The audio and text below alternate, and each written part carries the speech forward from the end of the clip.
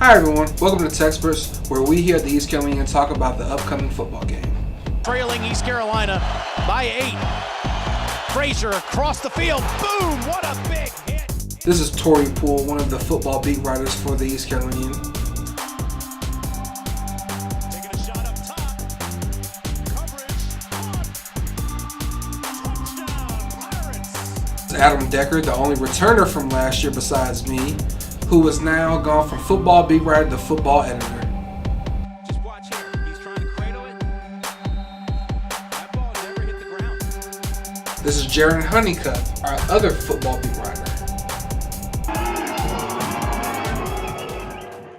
Hi, welcome to TECSperts today. Today we're going to talk about ECU versus Cincinnati as well as discussed the last 2 weeks. As you know, we've been on a little break because of Hurricane Matthew. Sorry to everyone who lost their homes and everything. But from a football standpoint,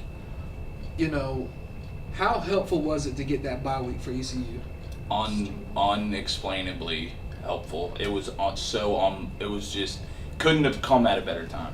Because if you look at going on a short week, they would only had 4 or 5 days to prepare. ECU playing Navy on that Thursday night game on ESPN, and Philip Nelson was out of the South Florida game. He got banged up, and you had Zay Jones, who was seen in a walking boot the week before. He was banged up. Corey Sargent didn't play in the game. Dimitri McGill didn't play in the game. So all of these injuries that happened on a short week, limited practice time, it just would have been bad, especially against Navy, who has just had ECU's number, each of the last couple of times that they've met. So this bye week, although Hurricane Matthew, was not nice to the East Coast, right, but it definitely helped ECU football out and really, I think, gave it a second chance on its season. Because if they would have lost to Navy, dropped to 2-5, there was no coming back from that. So then you don't have a bye week until your last week of the season, exactly. Which, if you're not bowl eligible, it just makes for a short season. Which I don't agree with anyway. Having your playing 10 consecutive games, I just don't think that's Which very they did smart. that last year as well. Yeah, just from an injury standpoint, football is a physical game. You're throwing your body out there. Players are constantly getting injured. So, this bye week was crucial. In 2 cases, it makes it takes a lot of stress and pressure off of Montgomery, because he was you have Nelson coming off what he went through, and then I'm sure you're getting a lot of outside ruckus about, hey, Minshew's looking good. Montgomery's like, well, maybe I should go ahead and play him since we'll give Nelson a little bit to heal. Now you can put a fully healthy Nelson in, and then you have McGill, who is obviously your anchor. I mean, that's the guy that produces on your D line. He's been out, and you're playing Navy, so you're making this last second decision. Should I risk him getting hurt at 80%, or should I just hold him out again? And so that's just a lose-lose. So now you got this extra week to rest up all these guys. And I mean, Ryan Anderson's coming back, who will be a big presence off the outside, which you have 1 sack this year, so you could use all the help you can get. So it could not have come at a better time. Navy was riding high at the time too. Just beat Houston. Houston was 6th in the nation, I think. Navy therefore got ranked. They were ranked 25th when it came into Greenville ranked. So. And yeah, with all the injuries and everything they had, it wouldn't have been good. So this bye week was a blessing in disguise. All right, so Tori, why don't you talk to us a little bit about the South Florida game and some of the things that went wrong there?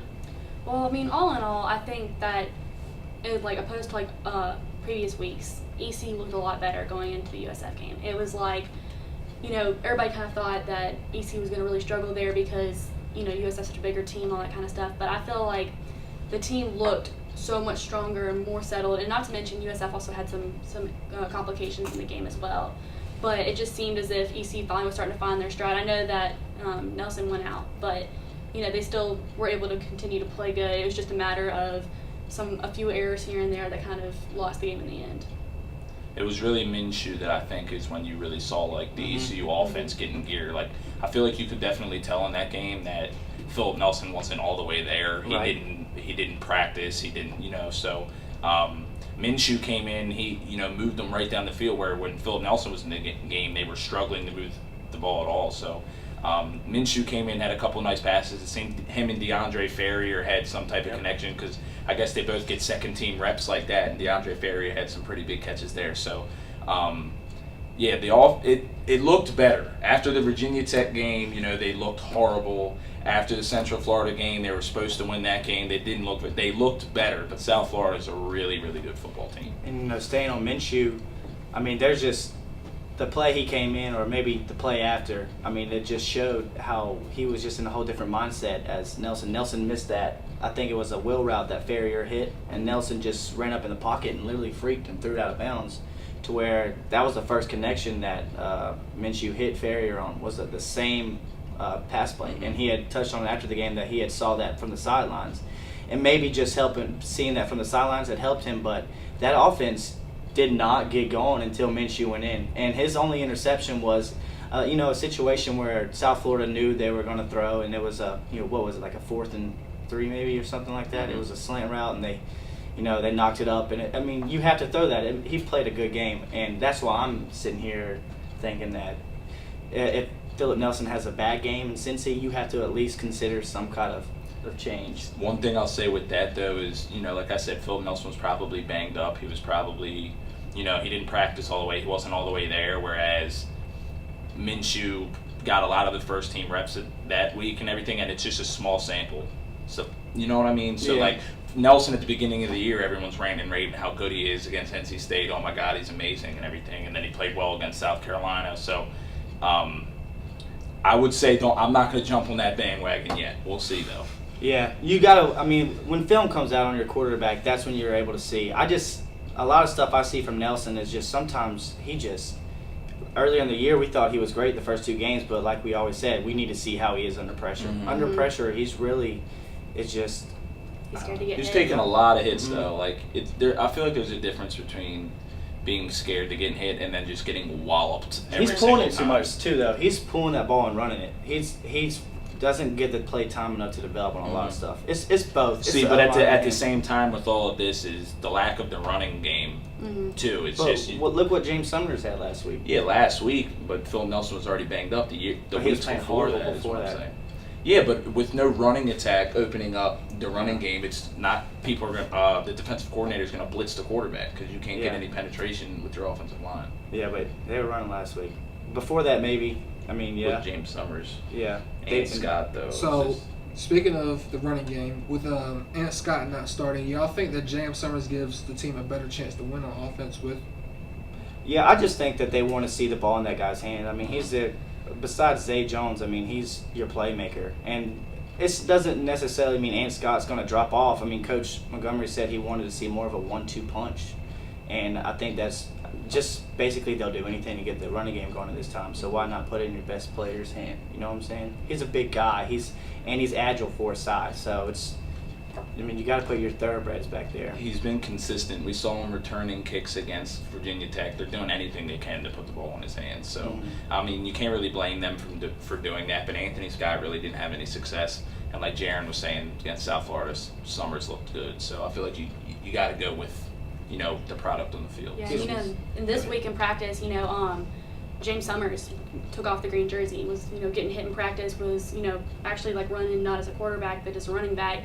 And then, Coach was also talking about how Anthony Scott was, his arms were his carrying arm was held up, so he's doing better at holding onto the ball in practice and stuff like that, not too many fumbles and stuff like that, how he has been in the past. So that's also looking forward to the running game this week. Summers was listed on the depth chart as the first string running back too, with for the Anthony first Scott. Yeah, for the first time. So maybe we'll see a different, running game. We'll see. It'll give him a lot of leeway back there. Anthony Scott's been missing a lot of passes out of the backfield. That's been it's not been the biggest problem in the red zone, but a lot of it has been, they'll usually on their first or second play, they'll try to hit Anthony Scott out of the backfield on either a swing or a little out route, and he's missed about 3 of those balls in the red zone this year. All right, so let's talk about the ECU defense. Of course, they get their big playmaker in the middle back with McGill, and then also Sargent back on the outside, and Gore, who was lost during the game at South Florida for a targeting call. So talk about what this defense can do against the Cincinnati offense, who's been struggling, and then also now they're going with more of a quarterback change with Gunnar Kiel this week. Yeah, Gunnar Kiel, we saw a lot from him when I covered football last year. Gunnar Kiel was the starting quarterback at Cincinnati. I know last season, I think the year before that as well. So he's a stereotypical pocket passer, which will be the first that ECU defense has seen. And like Jaron mentioned beforehand, like ECU only has 1 sack 6 games into the year, and that is a horrible statistic. But if you look at the teams ECU's played, it's been a lot of dual threat quarterbacks and read options. Hard to sack those guys. Yeah, and it's hard to sack those kind of guys. So we'll see what the defensive line has here. We'll see how, the pressure and Deion Pratt and everything. But yeah, having McGill back is going to be absolutely huge for this ECU offense. And Gunnar Keel being a pocket passer, hasn't really played a lot this year. Maybe we'll see a little bit of rust if the defensive line can get some pressure on him. So Yeah, that's another thing. I mean, I just feel like your defensive line and your secondary always is just, they go with each other. And getting back McGill, who I think is just, light years ahead of almost any player on that defensive line right now. Not anything towards him because they've had a stellar year, but that guy is just an animal. Mm-hmm. But getting him back, so that's increasing your pressure up the middle, and then you have your two corners on the outside, Sargent and Gore, and this is your two starting corners out of eight DBs who Scotty Montgomery feels like he can start. Yeah. Which ECU's never been high on DBs. This is the year that their secondary is the strong point of that team. So all it does is force an offense that only averages 23 points a game. Had 9 against UConn. Yeah. Not saying they don't have a good defense, but still, they're not a good offense. They can't get their running game going. So if that defense, is strong against Cincinnati, it could be a very long day for the Cincinnati offense. Yep. All right.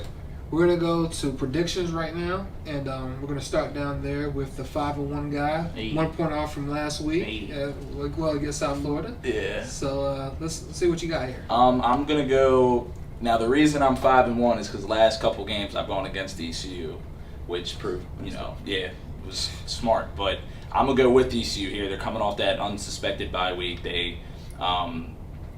They're gonna take advantage of this opportunity. I feel like they have to. This was a blessing in disguise for them. Gives them a second chance on their season. They have to win this game. If they don't win this game, you can kiss a bowl appearance goodbye, in my opinion, because you still have the Navy game. And Temple's actually been playing pretty well, which will be the game after the Navy game. So I really do not see, if ECU loses this game, making a bowl game. So if ECU wins this game, 35-24. Yeah. All right, Jaron? I said 27-14. I just think that ECU's defense is going to just suffocate that. But terrible Cincinnati offense. They're not hitting on much. So. All right, Tori? And I'm going to go 24-17 just because, coming off the bye week and getting your players back healthy, I think is going to put ECU in a good place, rather. All right, there it is, folks. All right, watch TECSperts again next week, and we'll see you again.